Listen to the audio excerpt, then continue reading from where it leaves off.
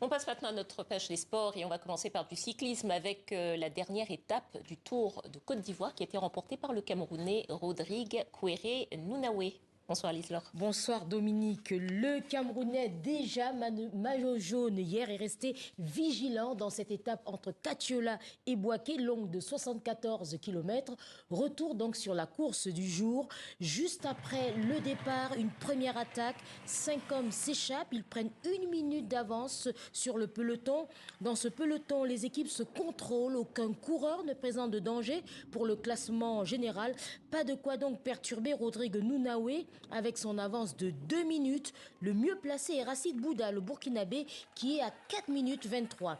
À l'entrée de Bouaké, l'avance de l'échappée a fondu, mais nouvelle échappée à l'approche de la dernière ligne droite. Dans un sprint final, le Malien Tiemoko Diamoutene s'impose devant son compatriote Moussa Togola et le Burkinabé Rodrigue Nounaoué et le Burkinabé Moukaïla Rawende, le Camerounais Rodrigue Nounaoué conserve pour sa part le maillot jaune et remporte le Tour. On l'écoute. Je suis très ému parce que c'est comme si c'est un fardeau qui est quitté de moi. C'est juste devenu léger. Avec ce maillot, je suis léger comme une plume. Donc je remercie encore tous mes coéquipiers du travail abattu et l'encadrement aussi. Voilà, on va parler football maintenant, Lise-Laure, avec la suite de la phase retour du deuxième tour préliminaire de la Ligue africaine des champions. Décidément, ça a du mal à sortir aujourd'hui. Oui, mais il y avait 10 rencontres au programme aujourd'hui. Parmi les premiers résultats de cette journée, nous commençons par la surprise du jour, l'élimination en Angola du Petro Atlético de Luanda, tenu en échec à domicile par l'association sportive Maniema Union de Kindu, 0-0. Les unionistes victorieux au match aller se qualifient directement pour la Ligue africaine des champions. Une première pour ce club de la RDC fondé en 2005. C'était évidemment la joie au sortir des vestiaires. Écoutez.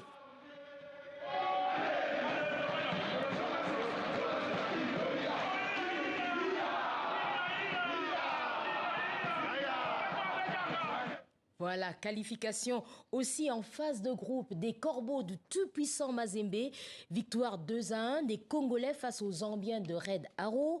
Sans surprise, le champion en titre Al-Ahly est qualifié. Les Égyptiens infligent, comme au match aller, un 3-0 aux Kenyans de Gor Mahia. Autres qualifiés, les Sud-Africains du Mamelodi Sundowns qui ont largement battu les Eswatiniens de Mbambane Chalo 4-0 et puis les Tanzaniens de Young Africa qui ont écrasé les Éthiopiens de Commercial Bank 6-0.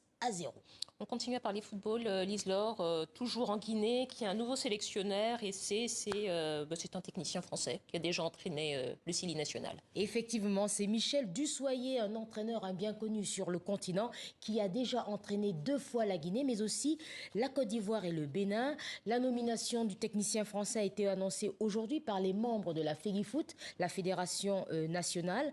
Parmi les missions du sélectionneur, la qualification à la CAN 2025, une mission qui s'annonce, il faut le dire, délicate, car lors de la première et deuxième journée des éliminatoires, la Guinée a enregistré 2 défaites face à la RDC et à la Tanzanie. Merci beaucoup Lise-Laure. Merci. À demain. À demain.